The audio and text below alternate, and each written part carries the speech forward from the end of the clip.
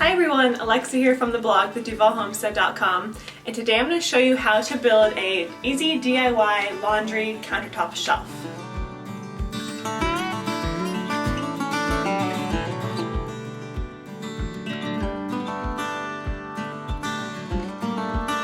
We built this shelf because in our laundry room here we don't have a lot of storage space. It's just a small boxed-in room that's upstairs, and we wanted to be able to hold our laundry supplies and also have a space for folding the clothes that come out of our front-loading washer and dryer. So you might be in this situation as well where you have a front-loader washer and dryer and then you just pull them out and they all fall on the floor.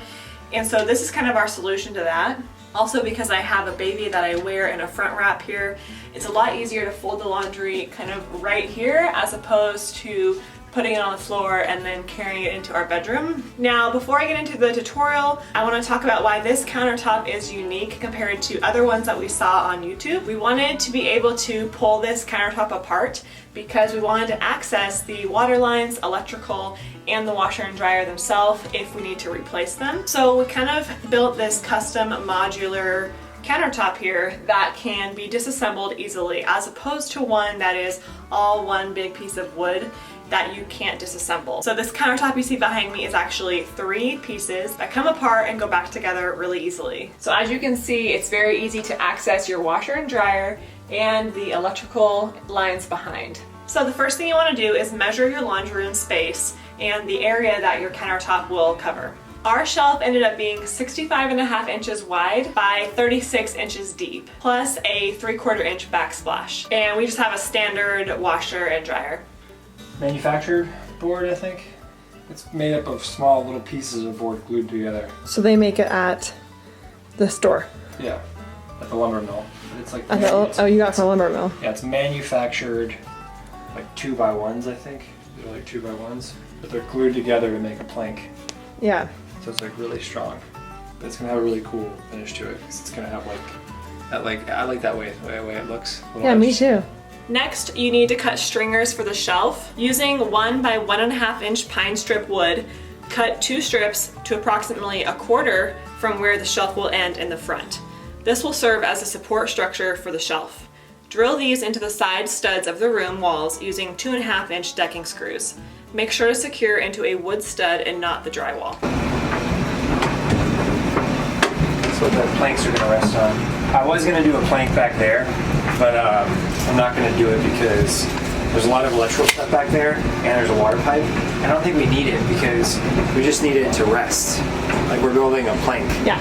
It's like a plank system and we want to be able to take them off. So I think we can just keep them the way they are.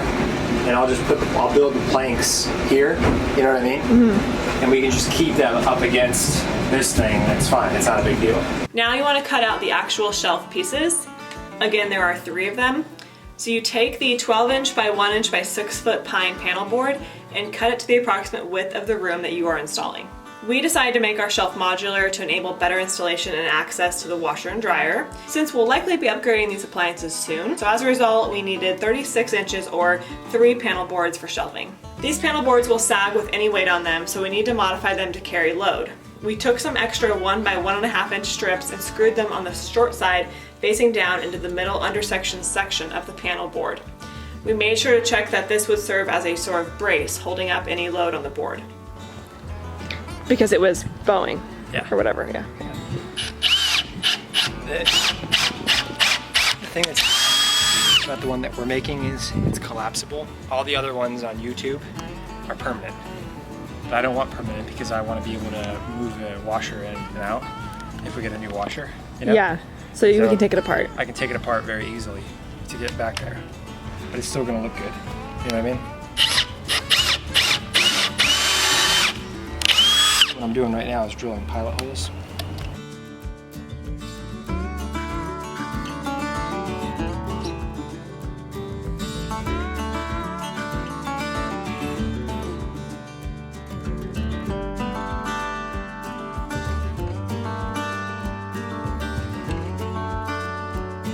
To add another level of security, we installed interlocking lips on the first 2 boards facing the back wall of the room.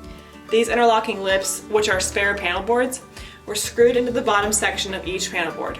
When each panel board is installed, It will act as another level of security to ensure there is load capacity for the shelf.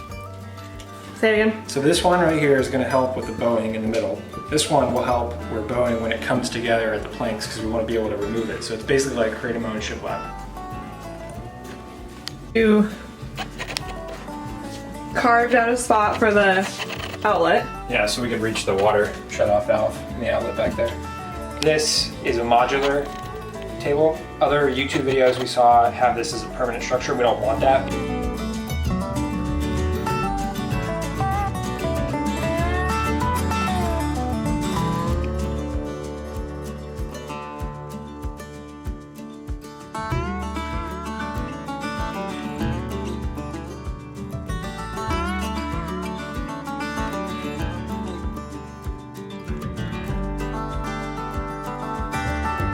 After you've made all your cuts and prepped the panel boards to carry weight, it's time to put on some finishing touches to the shelf. We decided to install a backsplash and front lip using a 1 by 2.5 inch board. We cut the board to fit and installed each piece using a brad nailer. For the front lip, we filled in the holes left from the brad nailer with wood filler to give a more finished appearance. We really liked the front lip as it gave a more robust appearance to the shelf and makes it look almost like a butcher block. Next, we decided to condition, stain, and seal the wood. We prepped the surface by sanding it with an orbital sander using a 120 and 240 grit sandpaper. Next, we did the conditioning, and this is an essential step if you are using a soft wood, as it will ensure that the stain is applied smoothly. So we used a Minwax wood conditioner for this. So for the stain, we decided to go with a Bright and Natural stain from Minwax. And we did not get this part on camera, but we applied 2 coats using a brush. Now to seal the wood, we used 3 coats of Minwax polyacrylic. And in between each coat, we sanded down the wood using 240 grit sandpaper to ensure that the next layer was applied smoothly. The entire finish, so the conditioning, the staining, and the sealing can be done in probably a weekend to allow time for drying between coats. What's nice about doing this is that you can put something wet on top of this, which we've already done several times. So for example, my fabric softener that I make is made of vinegar, and if that spills, it doesn't really get into the wood. Similarly, if you have wet clothing or whatever that you want to put on, it's a nice protected layer. So this countertop is very easy to install. It's modular, which means you can take it apart and put it back together. And you have freedom to access water and electrical lines in the back with the little custom square cutout that you can make, assuming that your electrical is back there as well. Once the shelf was done, John had me test it out by putting our cloth diapers right on the shelf and just folding them like I normally do on my bed, and it worked perfectly. I'm definitely not used to having this much room on top of my washer and dryer. And the other thing is that all of the stuff that we would normally put on the washer and dryer would jiggle and kind of fall as the dryer was running because it was cycling and moving around a lot. And so now that doesn't happen, and it's just a nice solid surface. Makes my laundry life so much easier. And I even have room for a little bit of fall decor, as you can see here, because it is almost Halloween. And so why not have some fall decor in your laundry room? Because now I have the space. All right, well, I hope this tutorial helped you make your own DIY countertop for your laundry room. It's very easy to put this together and just customize it for your space. And it is so worth it, especially if you have a very small laundry room like we do. It just makes so much sense to use all of the space that you can see behind me. So thank you so much for watching this video. If you're brand new to my page, make sure you subscribe on YouTube and like on Facebook. Every week I post a new farm-to-table recipe and homemade natural living and other farmhouse DIYs like this one whenever I get the help from my husband, who is the one who puts all of this stuff together for me.